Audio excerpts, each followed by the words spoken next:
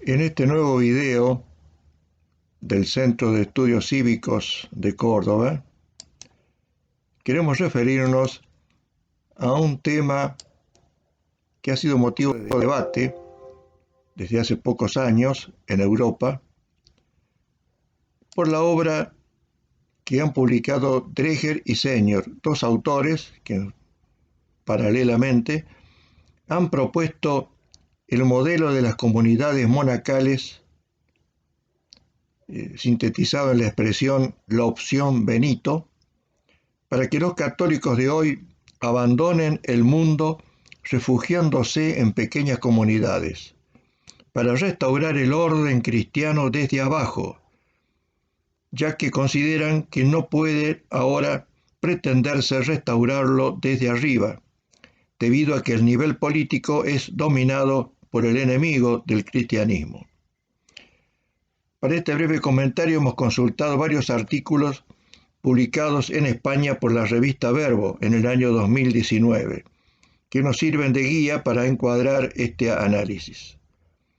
En realidad, la difusión exitosa del modelo de San Benito en la Edad Media fue posible por la protección de Carlomagno. Por eso León XIII, en la encíclica La Immortale Dei, señala que la filosofía del Evangelio gobernaba los estados en esa época.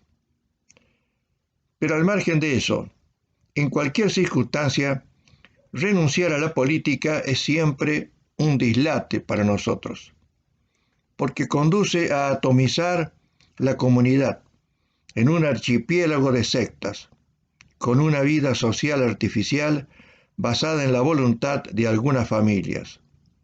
Construir castillos que nos protejan es una falta de caridad hacia los demás, renunciando al bien común. Benedicto XVI afirmó en una conversación con periodistas en el año 2009: yo diría que normalmente son las minorías creativas las que determinan el futuro. Y en este sentido, la Iglesia Católica debe comprenderse como minoría creativa, que tiene una herencia de valores que no son algo del pasado, sino una realidad muy viva y actual. Hasta aquí el pensamiento del Papa Benedicto XVI. Es que el Estado siempre refleja la concepción de la vida pública que exista en una circunstancia determinada. Sin poder temporal cristiano no puede haber cristiandad, que exige el concurso de los gobiernos. Como expresa López Arias, la idea, pues, de que es posible recristianizar el mundo desde algunos guetos choca con la realidad histórica. A su vez, Eulogio Palacio considera que la prudencia política es ingeniosa y escogita los medios para lograr el bien común, urdiendo en todo momento los planes más convenientes a la salvación nacional. La salvación individual, por el contrario, siempre será posible, porque Dios es más poderoso que cualquier obstáculo que pongamos a su gracia, excepto el obstáculo de nuestra propia voluntad.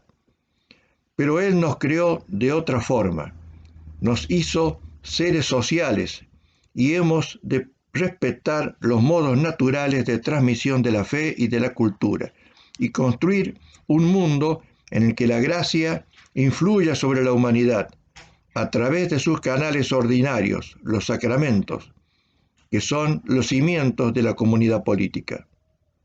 Tanto Senior como Dreher proponen una huida del caos para recrear el orden y un abandono de la pretensión de reconstruir desde arriba, o sea, desde el poder político, para reconstruir desde abajo, desde comunidades prepolíticas, limitadas a la oración y la cultura.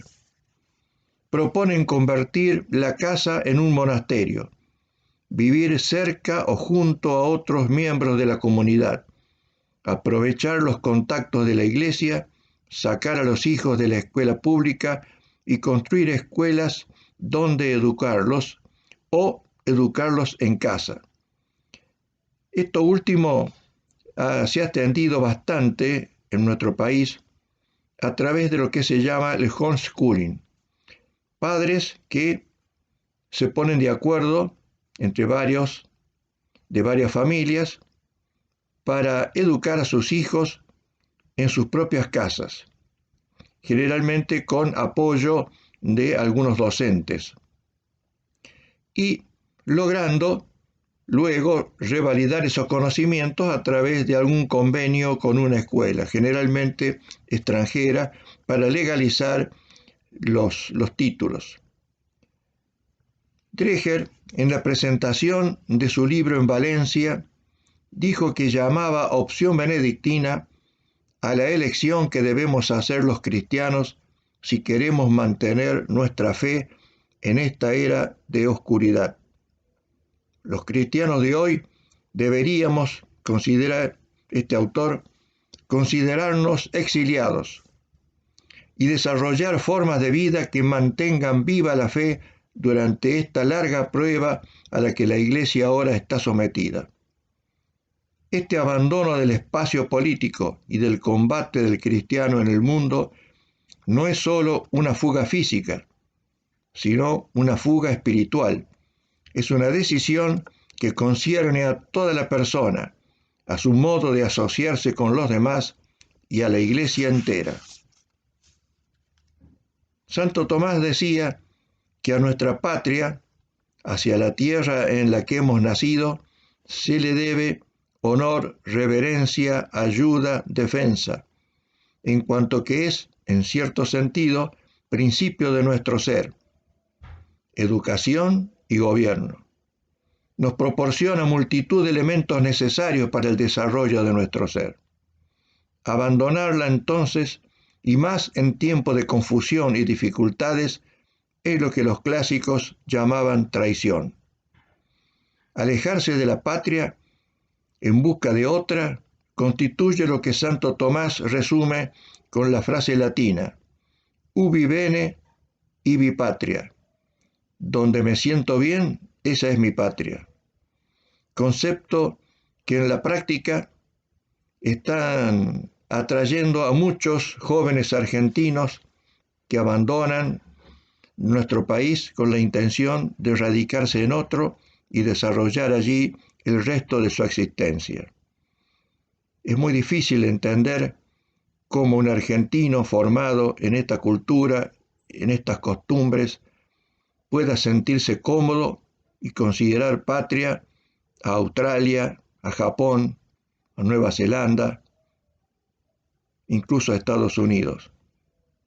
Pero esa es la realidad que nos toca enfrentar en la actualidad, y por eso es que nos pareció que valía la pena ocuparnos un poco de este tema que asola o aflige a los cristianos en todo el mundo, pero que en nuestro país coincide con una grave crisis de la que ya hemos hablado en varias oportunidades y que pareciera ser una crisis terminal, por lo menos en lo que respecta a la sobrevivencia de la nación, entendida como conjunto de personas que desean seguir viviendo de acuerdo a ciertas costumbres, a cierta cultura, en el territorio en el que han nacido.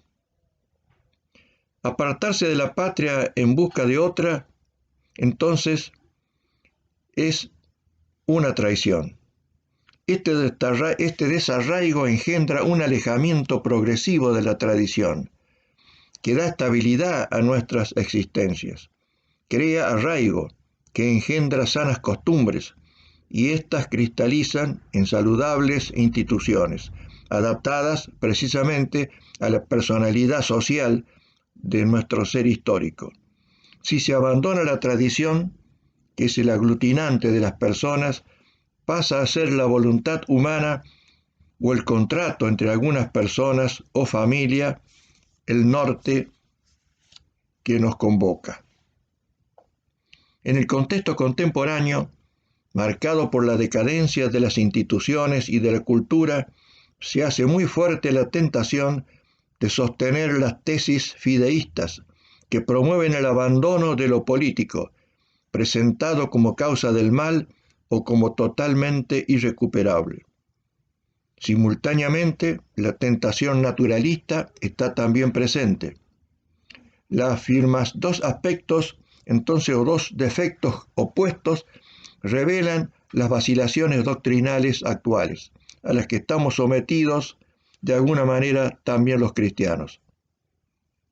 La afirmación de un comunitarismo cristiano, por una parte, y la disolución de las exigencias espirituales en el campo político, por otra parte.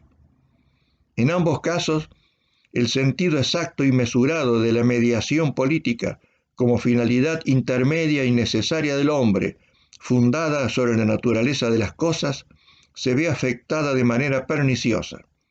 La regla benedictina, como modelo de vida, es elogiable, pero conviene recordar que fue concebida para monjes, que se retiraban del mundo para dedicarse a la contemplación y la oración. El laico católico, aunque deba protegerse y a su familia del espíritu del mundo, no tiene la misma vocación. Conviene recordar que el Papa Juan XXIII, en la convocatoria al Concilio Vaticano II, afirmaba: haciendo nuestra la recomendación de Jesús de saber distinguir los signos de los tiempos, creemos descubrir, en medio de tantas tinieblas, numerosas señales que nos infunden esperanza sobre el destino de la Iglesia y de la humanidad. Con los signos de los tiempos, la Iglesia expresa ante todo el cambio en sus relaciones con el mundo. Ella no quiere compartir el anuncio de los diversos profetas de desventuras, sino que, basándose en el Evangelio y en la resurrección, anuncia en la historia la presencia de verdaderos signos positivos que pueden ser catalizadores de cambio para todos. Los cristianos, en virtud de su vigilancia permanente, tienen la tarea de crear nuevos signos para que se haga cada vez más evidente la victoria del bien sobre el mal. La capacidad de crear nuevos signos será sin duda un testimonio de la responsabilidad que la comunidad cristiana sabe que tiene respecto al mundo, si ella es realmente experta en humanidad. Ahora bien, uno de los aspectos más criticados de la política contemporánea es el de la representación, puesto que el sistema de partidos genera frecuentemente en la partidocracia. Como en tantos campos de la actividad humana, también en este la legislación tiende a favorecer indebidamente a quienes dictan la ley, que son precisamente aquellos que se postulan para los cargos públicos. Pero el instrumento en sí no es necesariamente malo, y por eso la Constitución Gaudium et Spes del Concilio Vaticano reconoce que es conforme a la naturaleza humana que se constituyan dichas estructuras para agrupar a los ciudadanos según sus preferencias. En el mundo contemporáneo, en la casi totalidad de los estados, existen sistemas pluripartidarios o de partido único. Las pocas excepciones consisten en estados con gobiernos de facto. Pero aún en estos casos, la experiencia del último siglo indica que luego de períodos transitorios se produce el eterno retorno de los partidos. No se ha logrado articular una forma de convivencia que pueda prescindir de los mismos en la actividad política. Procurar, entonces, el reemplazo de los procedimientos actuales de selección de los gobernantes constituye un noble esfuerzo, siempre que la alternativa propuesta sea factible y no una fórmula teórica para ser aplicada en un futuro indefinido. Sobre esto escribió Pablo VI en la 80ª Adveniens. La apelación a la utopía es con frecuencia un cómodo pretexto para quien desea rehuir de las tareas concretas, refugiándose en un mundo imaginario. Vivir en un futuro hipotético es una coartada fácil para deponer responsabilidades inmediatas. Recordemos que la palabra utopía fue creada por Santo Tomás Moro y significa lugar que no existe. Santo Tomás Moro fue proclamado por Juan Pablo II el protector, el representante de los gobernantes y políticos. Debe reflexionarse además en que hoy, más que nunca, la actividad gubernamental es sumamente compleja y requiere una formación adecuada que se adquiere después de muchos años de estudio y experiencia. Precisamente porque no aceptamos la ilusión populista de que cualquier persona puede desempeñar un cargo público, ni bastan la honestidad y el patriotismo para gobernar con eficiencia, es que pensamos que resulta imprescindible constituir grupos de hombres con auténtica vocación política que se preparen seriamente para gobernar. Y por ahora no hay otra vía idónea que la que ofrecen los partidos, que se fundamentan, o deberían hacerlo, en una cosmovisión global y elaboran programas con las soluciones que proponen para cada uno de los problemas que debe afrontar el Estado. Aunque resulte curioso, quienes están en las antípodas de una tendencia revolucionaria apelan con frecuencia a la utopía como excusa para evitar el esfuerzo concreto de mejorar la realidad, conformándose con soñar en un mundo futuro. De esta manera, eluden la propia responsabilidad, contribuyendo a que la situación existente se mantenga o se agrave. Por eso, parece adecuada la expresión eutanasia de la polis, que se produce por la negativa a intervenir, considerando que nada puede hacerse para salvar la vida de una comunidad. Desechan el consejo de Santo Tomás Moro. Si no conseguís todo el bien que os proponéis, vuestros esfuerzos disminuirán por lo menos la intensidad del mal. Debemos retomar entonces el concepto de bien común posible, partiendo de la base de que, confrontada con la utopía, siempre la realidad política nos resultará imperfecta. El profesor Camilo Tale nos orienta en este sentido al mencionar el bien común optimal como el mejor bien común que puede ser logrado en una comunidad política concreta, en las circunstancias históricas y geográficas presentes en ella. Es habitual quejarse de los malos dirigentes políticos, pero como señalaba agudamente Ernesto Palacio, ese intelectual e historiador católico argentino, el pueblo busca intuitivamente dirigentes que puedan conducirlo. De modo que no es cierto que el pueblo rechace deliberadamente a los mejores por preferir la demagogia y el populismo. Si no elige a los más capaces y patriotas, es sencillamente porque dichos dirigentes no existen. Un estamento dirigente está integrado por aquellos ciudadanos que no solo pueden legalmente llegar a las magistraturas, sino que por el influjo de que gozan y sus condiciones de preparación y experiencia están realmente en condiciones de asumirlas y desempeñarlas benéficamente. Para concluir esta breve reflexión, si como afirma Aristóteles, es imposible que esté bien ordenada una ciudad que no esté gobernada por los mejores, sino por los malos, resulta imprescindible la participación activa de los ciudadanos para procurar que accedan al gobierno los más aptos y honestos, dispuestos a desempeñar las funciones públicas. Concretamente, nos enfrentamos los argentinos católicos de hoy a este dilema.